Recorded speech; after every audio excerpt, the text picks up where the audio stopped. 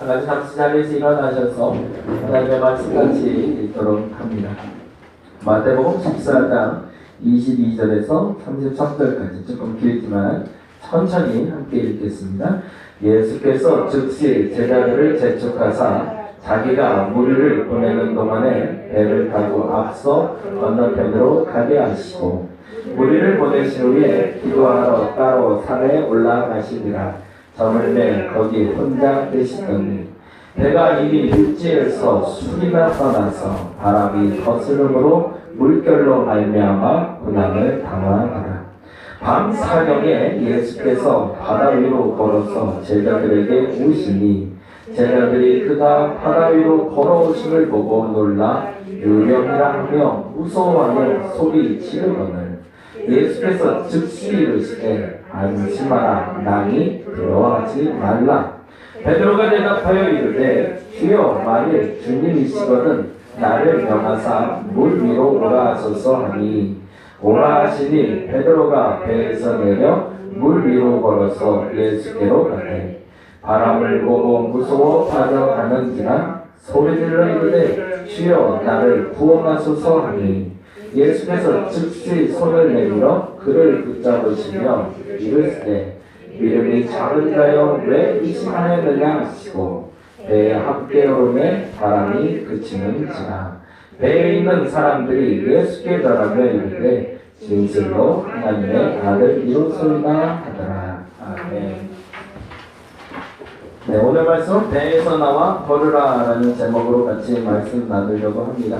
성경이 주는 이야기 중에 사실은 우리 솔직히 인정하는데 이건 못 믿겠다. 이건 믿겠다 라고 생각하는 건 있지 않으신가요? 개인적인 생각인데요. 솔직히 그렇게 생각해요.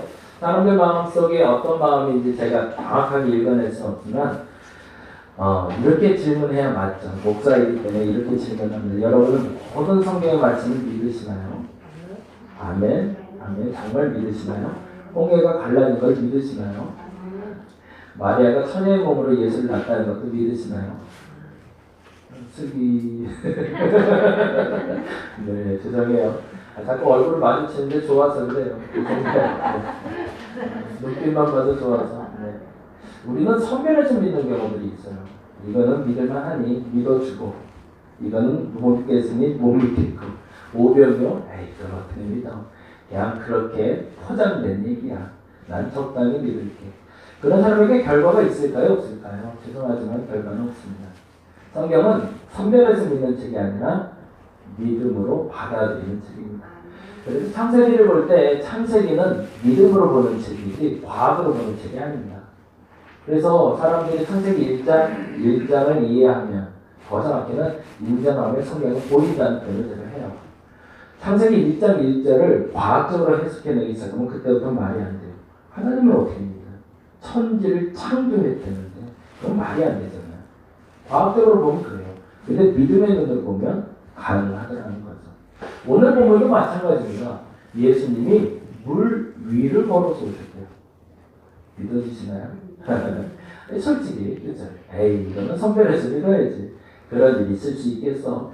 그냥 잘못 본 거고 그런 거지 뭐 라고 말할 수도 있다는 얘기죠. 사람들 마음속에. 근데 부탁드리고 권면드리는 건 어차피 믿기로 했다면 한번 믿고 보시기 바랍니다.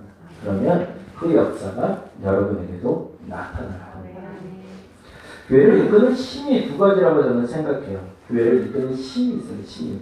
근데 그 힘은 두 가지로 오늘 성경에는 이렇게 표현하고 있습니다. 같이 한번 볼까요? 22절 같이 읽어봅니다. 예수께서 즉시 제자들을 재촉하사 자기가 무리를 보내는 동안에 배를 타고 앞서 건너편으로 가게 하시고 이것이 시작이라고 봐요. 이게 왜 시작이라고 얘기 드리냐면 예수님이 지금 어디를 떠나고 있냐는 거예요. 무슨 말을 하고 있냐면 이 앞선 구절에 뭐가 나오냐면 오병이어 사건이 나와요. 예수님이 제자들과 무리들을 5,000명을 가리키시다가 배고프다고 그러니까 먹을 걸 줬어요.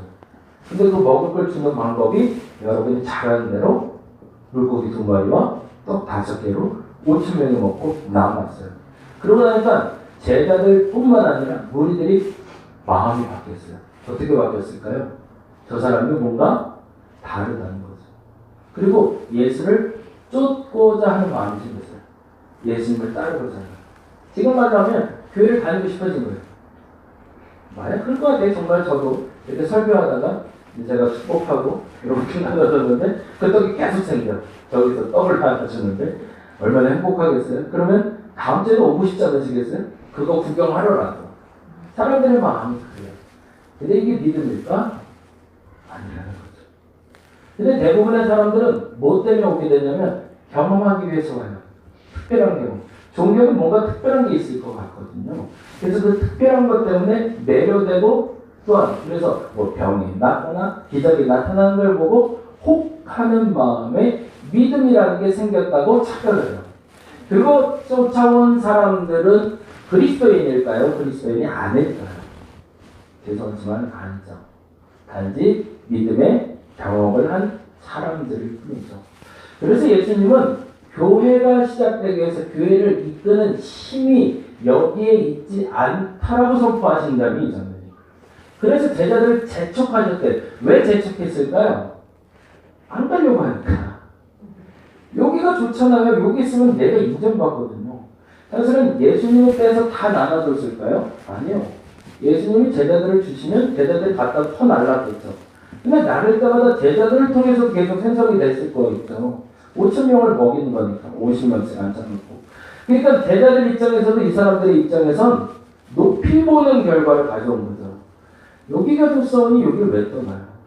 난 가고 싶지 않거든요. 여기서 인정받았는데 그런 마음의 제자들을 재촉하시는 뭐라고? 떠나라. 여기는 믿음의 자리가 아니라는 거죠. 아, 왜 그러세요? 그런데 급하게 떠나게 만드신데 그리고 가게 하시고요. 제자들은 되게 서운했을 것 같아요.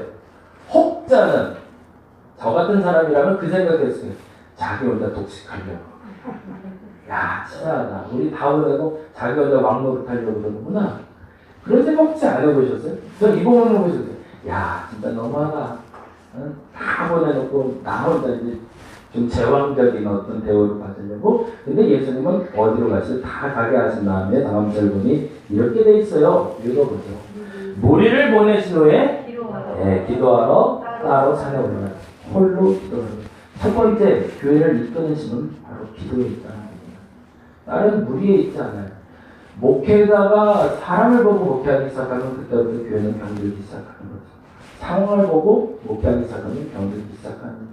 여러분들 여기 있는 모인 사람들을 보고 교회라 여겨지는 건 맞지만 그 사람들이 목적이 되기 시작하면 교회는 병드는 겁니다. 교회를 이끄는 힘은 오직 기도입니다. 조금 이따 말씀드릴 거지만 기도는 하나님을 향하는 마음입니다.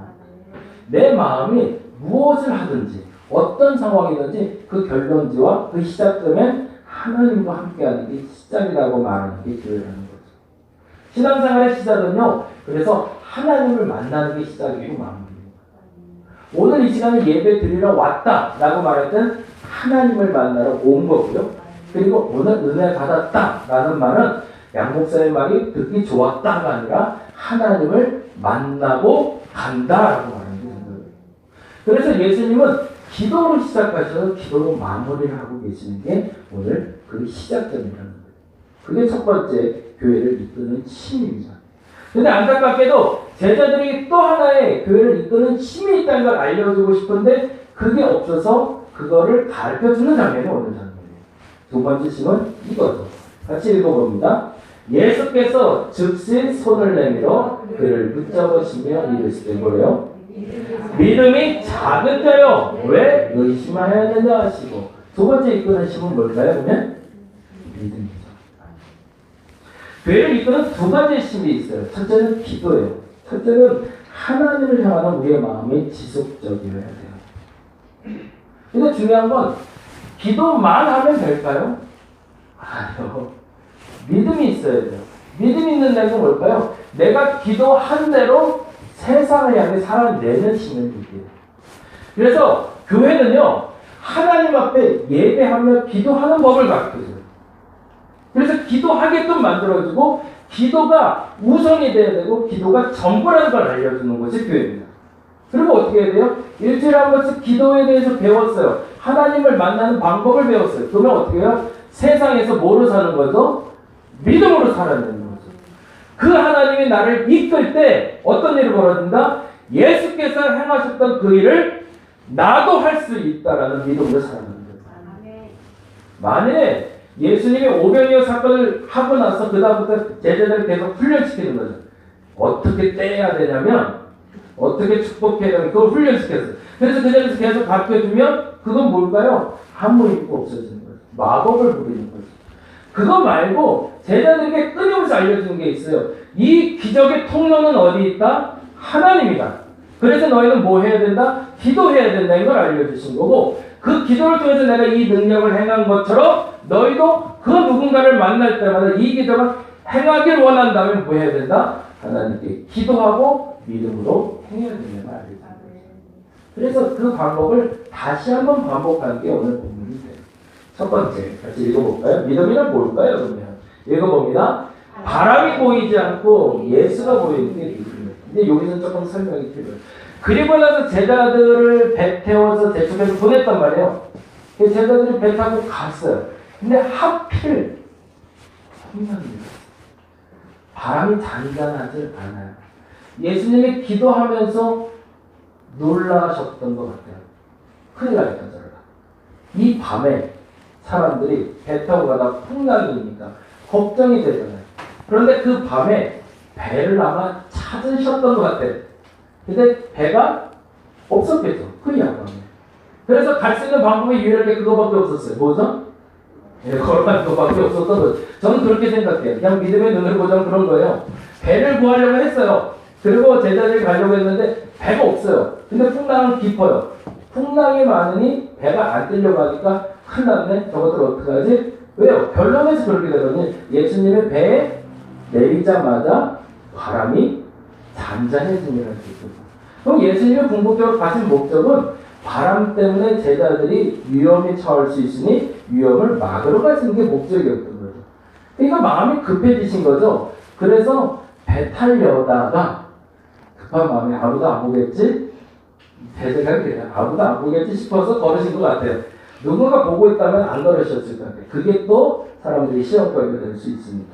주변을 보니 아무도 없고 되겠다. 빨리 뛰자. 그리고 뛰어갔을 것 같아요. 근데 조금 더 상상력을 발휘해보자고요. 여기서 재미난 게 있어요. 예수님이 갈 때 어떤 상황에 바다가 풍랑이 있어요. 제대로 걸으셨을까요? 그래서 그 생각을 해봤어요. 뛰지 못한 이유가 거기에 있구나. 걸어가셨어요. 왜요? 걸을 수밖에 없어요. 이게 풍랑이 너무 세거든. 뛰다가 넘어질 것 같거든요. 그렇지 않으세요? 제 생각이 왜 급하게 가는데 걸어가요? 점잖아서 양반이라 아이 그래도 내가 스승인데 어떻게 뛰냐? 아니었을 것 같아. 뛰고 싶은데 뛸 수가 없어요. 상황이. 바닥에 골아야 뛰지. 이게 풍랑이니까 답이 없었어요. 그래서 어떤 모습으로 걸어가셨을까를 상상해봤어요. 어떤 뜻 같아요? 뒤뚱뒤뚱이죠. 제대로 쫙 우리 그 영화나 그 그림에서 보는 것처럼 쫙 바다가 펼쳐지고 예수님이 그 진짜 두루마리 자락을 날리면서 쫙 날리면서 이렇게 천천히 걸어간 게 아니라 어떻게든 안 넘어지려고 그러고 걸어갔을 것 같아요. 제 생각엔 그래요. 제 생각에 이건 매우 주관적인 거예요. 근데 그 장면으로 상상을 해보자는 거예요. 배가 흔들리고 있고요. 그리고 예수님은 마음이 급해서 걸어가고 계세요. 같이 보세요. 26절 다시 읽어봅니다. 제자들이 그가 바다 위로 그래요. 걸어오심을 봤대요. 그리고 놀라 유령이라 하면 무서워하고 소리 그때는 불이라는 게 없으니까 뭔가 이렇게 길쭉하면서 뭐가 오니까 뭔가 좀 당황스럽게 하는데 이게 뭔가 싶은데 사람 형상 갖고 해서 유령이다 생각하는데 그 다음이 중요하죠. 다른 제자들은 저기 유령인가 뭔가 긴가민가인데 누군가는 봤어요. 뭘 봤던 거죠? 같이 보죠. 시작. 베드로가 대답하여 이르되 주여 만일 주님이시거든 나를 명하사 우리로 오라. 역시 베드로도 긴가민가해요. 모르겠어요. 근데 만일 뭐라면 다른 제자들처럼 나도 유령처럼 보이기도 해요. 뭔가 검은 것이 뒤뚱뒤뚱 온단 말이에요. 저게 뭘까 봤는데 느낌의 주님인 것 같아요. 이게 믿음의 눈이라는 거죠. 풍랑이 보이지 않고요. 예수가 보이는 거예요. 그게 믿음입니다. 세상이 어려워요. 근데 그리스도인들이 이 세상을 넘어서는 사람이 되는 이유는 그 세상이 보이지 않아요. 뒤뚱뒤뚱 온다 할때는 그 예수님이 보이는 거예요. 그래서 그 예수님에게 가고 싶은 게 믿음이에요. 그 믿음 때문에 역사가 나타나기 시작합니다. 2023년에 그 예수님을 바라볼 수 있기를 간절히 바랍니다. 제가 뒤뚱뒤뚱이라고 표현한 이유는 거기에 있어요. 우리는 예수님이 항상 반듯할 거라고 생각해요. 내가 생각하는 예수님의 기준이 너무 명확해요. 이러지 않으면 예수가 아닌 거예요. 왜 예수가 쓰러져? 왜 예수가 울어? 예수도 힘들어? 라고 우리는 얘기해요. 신앙인들이 왜 힘들어야 돼? 신앙인은 평탄해야 되는 거 아니야? 우리의 착각이에요. 안 그럴 수도 있다는 거예요. 흔들릴 수도 있고 넘어질 수도 있고 뒤뚱거릴 수도 있어요. 그럼에도 불구하고 그 예수를 바라보는 게 믿음이에요. 거기서 흔들려도 상관없어요. 예수님이 흔들려도 상관없다는 거예요. 그 예수님이 나의 예수라면 난 거기로 오고 싶다고 목적지를 정하고 갈 때 그때 믿음이 역사를 가지기 시작한다는 거죠. 두 번째, 그래서 이 마음이 더 중요해요. 같이 읽어봅니다. 예수가 하고 있는 일을 하고 있는 게 믿음이에요. 그게 믿음이에요. 남들은 유령이라 생각하고 풍랑이 왔다고 생각하고 이거 어떻게 하지? 좌충우돌 난리가 났는데 베드로만큼은 유일하게 한 가지 소망이 그때 생겼던 거죠. 저게 만약 예수라면 나도 하고 싶다. 할 수 있다가 아니에요. 그냥 하고 싶은 거예요. 풍랑 있는 바닷속에 걸어오는 예수님처럼 풍랑 있는 바닷속을 걸어오는 대부분의 사람들처럼 어려움에 빠져드는 것이 아니라 그 위를 걸어가는 예수님처럼 나도 당당하진 않더라도 뒷동거리더라도 그 길을 떳떳하게 앞으로 걸어가는 일을 나도 하고 싶다고 믿음으로 선포하는 자에게 그 일이 나타난다는 거죠. 그래서 예수님은 황당했을 것 같아요. 그렇죠? 야, 나도 좀 걷기 힘들어 죽겠는데 요즘 간신히 너희한테 왔는데 갑자기 멈추게 만드는 거죠. 뭐라고? 온다고? 그럼 봐봐, 그럼 이렇게 된 거죠, 상황은. 나는 이게 말씀이 물살에 안 빠지려고 막 이러고 가고 있다가 베드로가 갑자기 얘기하니까 그래? 또 한번 와봐. 이렇게 됐단 말이죠. 본문이 이렇게 되죠. 같이 읽어보죠. 베드로가 대답하여 이르되 주여 만일 주님이시거든 나를 명하여 물 위로 오라 하소서. 그랬더니 예수님이 오라 하시니 베드로가 배에서 내려 물 위로 걸어서 예수께 이르러 기가 막힌 일이 벌어진 거죠. 예수도 걸은 것처럼 베드로도 걸었다는 거죠. 어디를? 풍랑이는 바다를. 근데 문제는 뭐죠? 아까 말한 대로 잔잔한 바다가 아니라는 거예요. 만약에 잔잔한 바다에 예수님이 잔잔하게 정말 멋있게 걸어왔으면 베드로도 멋있게 같이 걸어서 둘이 만났을 거예요. 변호와 직녀 만났지. 근데 상황은 그렇지 않았죠. 그래서 세 번째 일이 벌어지죠. 같이 읽어봅니다. 초점을 흐리지 않을 때 역사는 유지됩니다. 안타깝게도 그래서 믿음의 경험을 하는 사람은 많아요. 이렇게 설교를 듣는 사람도 많아요. 믿음의 역사에 대해서 듣고 경험한 사람은 그리스도인으로서 참 많아요. 근데 유지하는 사람이 많지 않아요. 왜 유지하지 못할까요? 말씀드린 대로 풍랑이거든요. 그러니까 베드로는 사실은 자기가 내렸을 때도 풍랑일 것도 못 봤던 거죠. 예수만 봤던 거니까. 근데 정작 내려서 걷다 보니 예수보다도 더 못 걷겠는 거죠. 모르겠어요. 예수님은 좀 연습해보고 걸으셨는지 몰라도 베드로는 처음이잖아요. 그러니 이 윈드서핑을 타본 것도 아니고 파도 있는 바다를 걸어가는 게 세상 어려웠겠죠. 그러니 그의 눈빛은 어디로 가게 돼 있죠? 당연히 바다를 보게 되는 거죠. 그래서 이렇게 되어 있습니다. 30절 읽어볼까요? 바람을 보고라고 되어 있어요. 바람을 보고 무서워 빠져가는지라 소리 질러 이르되 주여 나를 구원하소서 하니. 이게 베드로의 결론인 거죠. 하나님은 믿음의 길을 걸어가라고 하실 때 그 믿음의 길은 평탄하지는 않을 겁니다. 너도 똑같이 그 풍랑을 걸어갈 거라고 얘기하세요. 그런데 예수는 걸었다라고 얘기하실 거예요. 그게 우리의 믿음이에요. 2023년에는 어려움이 없을 것이 아니에요. 더 어려울 수도 있어요. 지금보다 더 악한 상황이 올 수도 있어요. 경제적으로도 마찬가지고 정치적으로도 그렇고 또 교회도 마찬가지고. 근데요, 그 어떤 사람은 그럼에도 불구하고 예수를 보고 가는 사람이 있을 거예요. 그걸 우린 믿음의 사람이라고 얘기하죠. 그리고 믿음의 사람은 예수님의 한 거를 할 수 있을 거예요. 근데 더 중요한 게 있어요. 그거를 2023년 1월부터 지속하는 사람이 있고요. 어떤 사람은 멈춰버리는 사람이 있을 거예요. 왜요? 예수를 못 보고 밑을 봤기 때문에.